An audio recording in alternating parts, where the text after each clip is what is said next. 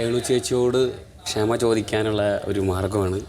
വേണ്ട, ഇത്രയൊക്കെ ചെയ്തു തന്നല്ലോ, അത് തന്നെ ധാരാളം. പുള്ളിക്കാരത്തിയോട് ലാലേട്ടൻ ഓൾറെഡി പറഞ്ഞിട്ട് കൺവിൻസ് ചെയ്യിക്കാനായിട്ട് ചേച്ചി ഇതിൽ വീഴുമായിരിക്കും. അതുകൊണ്ട് ആ പെൺകുട്ടിയെ സംരക്ഷിക്കേണ്ട പൂർണ്ണ ഉത്തരവാദിത്വം എനിക്കുണ്ട്. സ്പെഷ്യലായിട്ട് ഉണ്ടാക്കിയതാട്ടോ. എൻ്റെ മോൾ രേണു ചേച്ചിക്ക് നീ കൂടുതൽ ന്യായീകരണം ഒന്നും പറയണ്ട.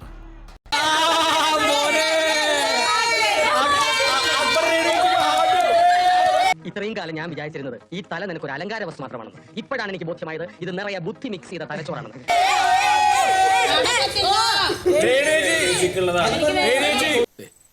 പ്രതീക്ഷ കൈവിടല്ലേ കേട്ടോ, വിടല്ലേ, ഞാനല്ലേ പറയുന്നത്. സ്നേഹമുള്ള ഒരു ഹാർട്ട് എന്റെ ഒരു സന്തോഷത്തിന്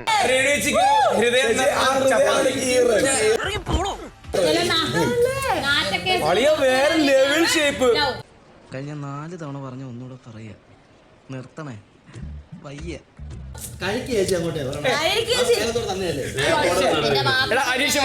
സ്നേഹം മാത്രമേ ഇത് നിന്നെ എങ്ങനെ പറഞ്ഞ് മനസ്സിലാക്കുമെന്നുള്ള പേടി കൊണ്ടാണ് ഇത്രയ്ക്ക് നീണ്ടുപോയത്. കുറച്ച് കഞ്ഞി എടുക്കട്ടെ മണിക്ക. അല്ല, ഇത് അത് കഴിച്ചിട്ട് കഴിക്കണം ചേച്ചി, പ്ലീസ്. നല്ല കുട്ടിയല്ലേ. എനിക്ക് പറ്റത്തില്ല. ഭക്ഷണത്തോട് നമ്മൾ ഒരിക്കലും ഇത് കാണിക്കരുത്. പക്ഷെ ഞാൻ ഇത് ഒറ്റയ്ക്ക് തിന്നത്തില്ല. ഒറ്റയ്ക്ക് തിന്നു കഴിഞ്ഞാൽ ഞാനിത് ക്ഷമിച്ചു കൺവിൻസ് ആയെന്നായിരുന്നു. പക്ഷെ അല്ല, ഭക്ഷണത്തോട് ഒരിക്കലും ഞാൻ ഇത് കാണിക്കില്ല. എല്ലാവർക്കും ഇരിക്കുന്നുണ്ടല്ലോ. സത്യം സത്യം അറിഞ്ഞില്ലേ? ചെയ്യാമെന്ന് പറഞ്ഞാൽ ചെയ്തിരിക്കണം. ദൈവത്തിന് മുമ്പിൽ തട്ടിപ്പ് കാണിക്കരുത്. ഇല്ല, ഒരിക്കലും പിറ്റിച്ചിന്ന് കളയല്ലോ. ഞാൻ ഒറ്റയ്ക്ക് വെച്ചാൽ അത് കൺവിൻസിങ് ആയെന്നാ. വേണ്ട എന്നുള്ള ഒരിക്കലും കളയത്തില്ല. ഒരു നേരത്തെ ആഹാരത്തിന് വേണ്ടി തെണ്ടിയിട്ടുണ്ട് ഞാൻ. അതുകൊണ്ട് നോക്ക്, ചിരിക്കാതെ കഴിക്കോ. അതെ,